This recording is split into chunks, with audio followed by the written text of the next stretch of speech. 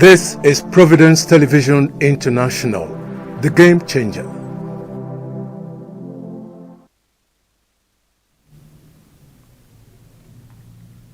Good day and welcome. This is the newspaper analysis for January 9th, 2025 on Providence Television International. My name is Ugbebo Ikekwa, and with me to analyze the papers today is Dr. Emmanuel Igariba. You're welcome to the studio.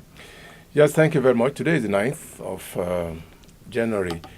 January is flying out again, which means that very soon we'll be talking about February. Yes. Well, however, I think that in 6 days' time we have the traditional Armed Forces Remembrance Day ceremony. Yeah. I think we're getting prepared for that. The Armed Forces must have been doing a lot of rehearsals now, by the way. So, but let me just quickly talk about a program we have in the offing on this station. It's called Legal Matters. We're going to be engaging top-notch lawyers to talk about a lot of issues. There are many gray areas in law, really. For instance, tenancy law, land matters, the rights of customers in the banking system, and all of that. So it's going to be a very, very interesting series. Laws as regards the environment. The environment. I know yes, there are so many, really. There are so many. So, but we'll be talking about that. In addition to many programs that we're going to unveil this year. So, I wish all of you very happy moments with us. And so we'll talk about the papers today. Exactly. And to the papers, we seem to have policies in this country that most of the time we start to wonder, is it that those in power do not have good advisors, or they don't just know before implementing these policies? We'll go down to the front page of the Punch newspapers, where we have federal government e-border project fails to stop bandits, illegal aliens. And Niger, Cameroon immigrants infiltrate Jigawa, Taraba states. Borders automated, insists Interior Minister. Well, my take on this is very simple. Even though we try to do a lot of automation, what has that led us to? Okay. For instance, I have said it before on this program, we need a lot of intelligence work. Intelligence, before they even come in, we should track them down. That is the essence of border patrol and things like that. Surveillance, actually.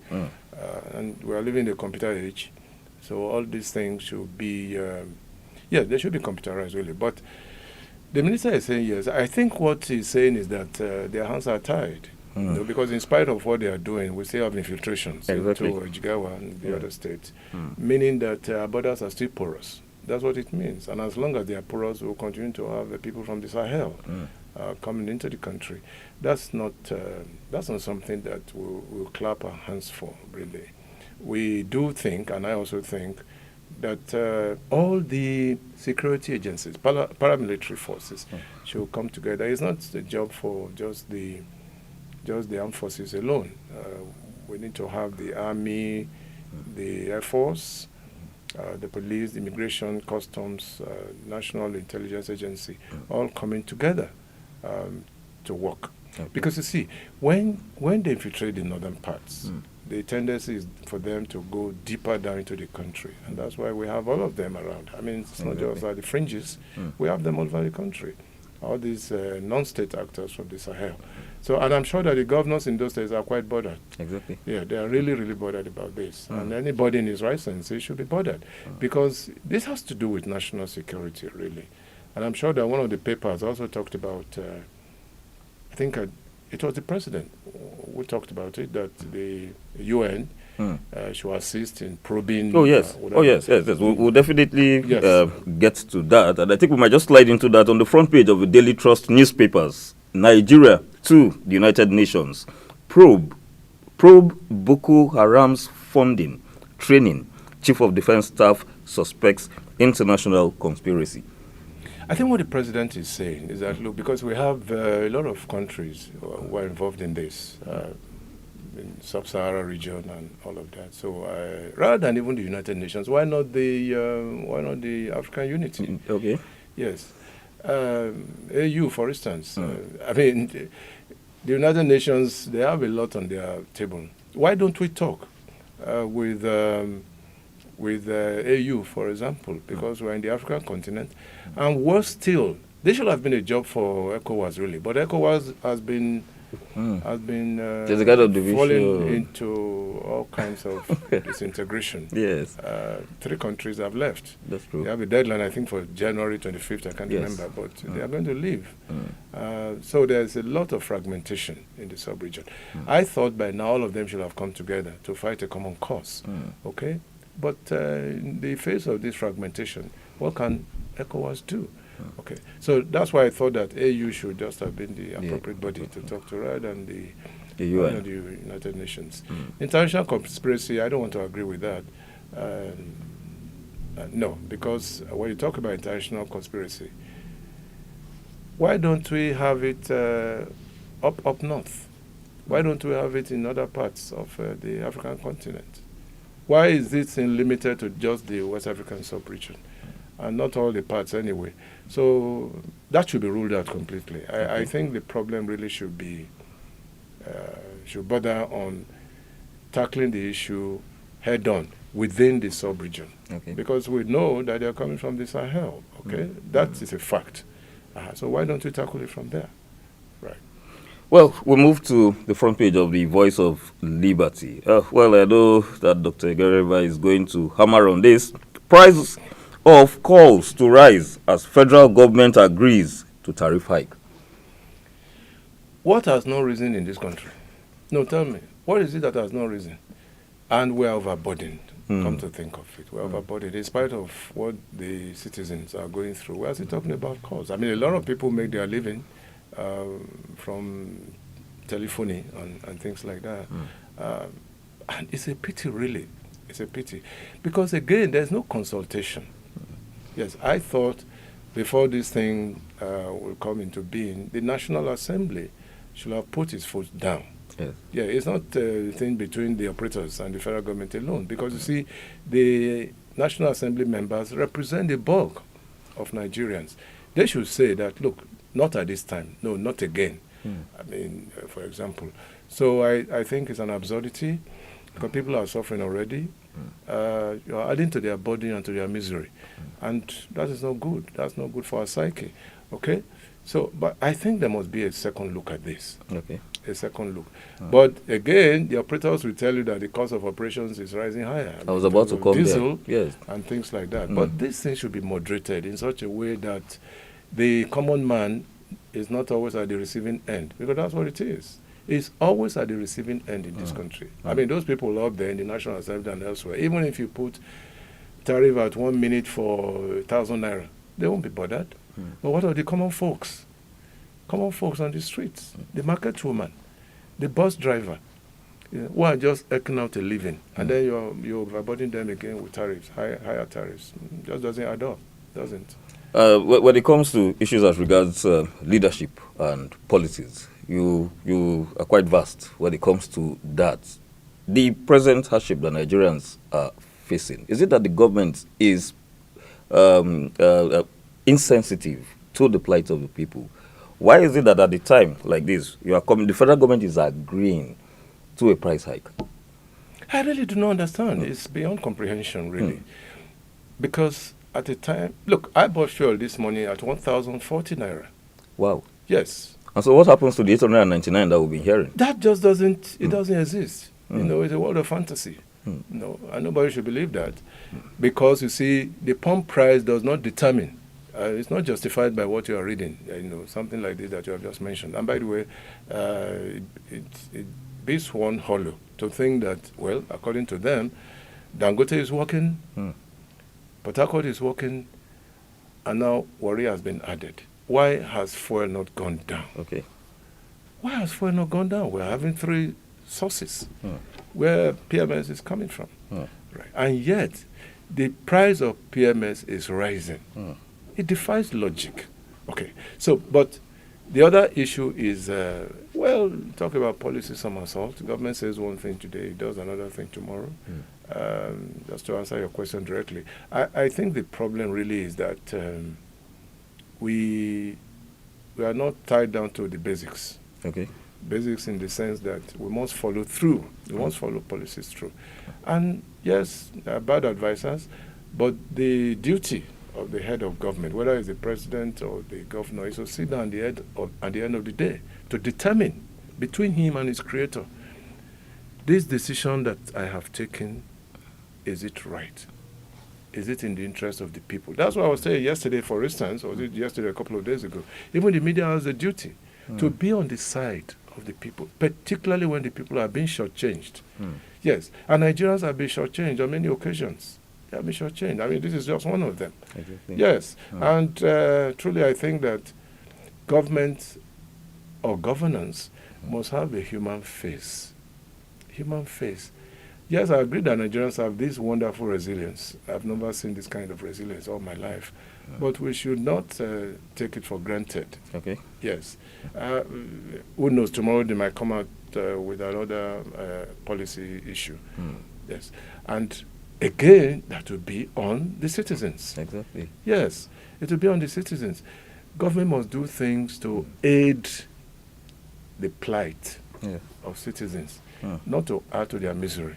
All right. The telecom operators are coming out to say that part of the reasons for the price hike is based on the increase in fuel prices. Yes, I said this it. issue of dollar for crude, what's your take on it? For Dangote, yes, you might understand. But even at that, people have said that you are operating in this country, so why must you buy crude in dollars? All right. But what of the refinery in Warri? What of the one in Port Harcourt? Okay. You cannot tell me, nobody can tell me that, no, they should buy crude and, in dollars. What has that got to do with them? So, and that's the thing everybody is talking about. That, look, we are producing crude in this country and we should have the benefit of having PMS at a relatively low price. But rather than that, we are getting, there's an upward swing nearly every day. So, government, again, I expect that there must be a policy perspective to justify what government is doing. But it cannot be justified because we have crude in this country. We have crude. The government has even said that all the facilities will soon be on stream. Yes, the second one in Port Harcourt, they have said that it will be on stream. There's only one in Port Harcourt now that is working, I guess. But Warri is coming on stream. Kaduna, hopefully, should be on stream. And that is what General Obasanjo said the other day. That, look, there must be a few things in between that people are not saying. As the issue about opaqueness, which I talked about. We must lay these things bare on the table so that people can see through them. Okay? But when they are, I mean, as I also said, you must bring out your resume. Okay? And let people know what you are doing. There should be no secrecy in all of these things. Okay? So I pray and I hope that government will listen to the voice of reason and to the voice of the people. That is important.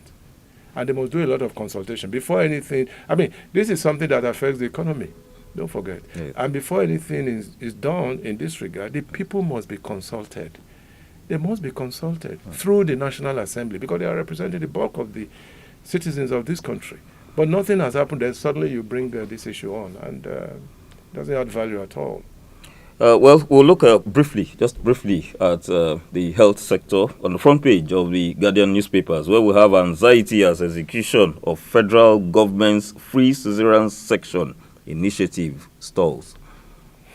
That would have been nice. I mean, it would have been good news, really. Because, you see, for any woman to go through CS, it means that there was agony and the lives of the baby and the mother were in jeopardy. And if government was doing something in this direction, I think that should have been good news. But now it's been stalled. It's been stalled, exactly. Yes, again, maybe by some policy issues. I don't know. I have not read the body of the story. But I think that that's one issue that should affect the women of this country. A lot of women do CS. At the slightest opportunity, even doctors will do it. Rather than allow the baby to stay on for so long, they rather prefer the CS so that they can save the life of the baby and the life of the mother. That is important because it's no use, for instance, you save the life of the baby, then you lose the mother. No, it doesn't. It doesn't tell well. So, but I think they should follow that up. Government should follow that up very quickly. It's a good point. I mean, when government is doing well in some areas, it's our responsibility to say it. It's a good one, and I think that it should be a national policy, really. All right. Still looking at government, Bauchi State. On the front page of the Guardian newspapers, Bauchi government budgets 100 million naira for the procurement of 6 computers for SSG's office. I hope there's not going to be a retraction, but I think it's the Guardian, really. The Guardian is a very respectable newspaper. They hardly make mistakes. Yes. Is it the Guardian that said that? The Guardian, exactly. Yeah, Front page of the Guardian. Yes, that's it. Yeah, that's it. It sounds unbelievable. I mean, obviously. 400. I thought it was, because I had to ask you, is it 40 million? Until I saw it myself, 400 million for 6 computers. For just the SSG's office? For just the SSG's office. Yes. And I was asking myself, is it computer centers? The way you have an array of computer systems. If it's just 6, I think it's unfortunate. It's unfortunate because it doesn't tell well on the government of that state. What state is that again? Bauchi State. Bauchi State. It doesn't tell well. I mean, this is a state. It's one of the poorest states in this country, if you remember. Yes. Many out-of-school children in Bauchi. Yes, many out-of-school children in that part of the country, and yet they are doing this kind of thing. It doesn't tell well at all. I think the presidency itself should be interested in this. Yeah. Well, on this note, Dr. Egariba will give us his passing shot. Well, passing shot, and it's expected, by the way. We have just entered the year 2025. For goodness sake, let us have a brighter year than 2024. 2024 was a particularly bad year for most families. Okay. Bad year because a lot of citizens could not feed well. Yes, there were job losses. Industries closing down. The Manufacturers Association shouting that they couldn't meet up their demands. And then, of course, the organized private sector in general. Even the banking sector, they lost a lot of their staff. I mean, because of this. So we pray that there must be the right policies in place. Inflation rate should come down, rather than go up exponentially. It should come down, and people should be able to afford certain basic things. Okay, that's what. These are the things that make life go round. I mean, you can go to the market and still prepare a pot of soup with minimum sum of money. Yeah, but now very many housewives are crying. A lot of people have developed hypertension. Yes, and I'll quickly say this too, that the essential drugs, I mean those for diabetes, hypertension and the rest, their prices should come down. The tariffs of them should be reduced to nil. Yes, in this year, and government can do it. Because a lot of people, because of what is going on in the economy, they develop hypertension. Exactly. Okay? So that's my prayer, that's my wish, and I hope many people will listen to us, particularly in government, to spread this truth. And that's why I think that when people watch this kind of program, they should not just keep the information to themselves.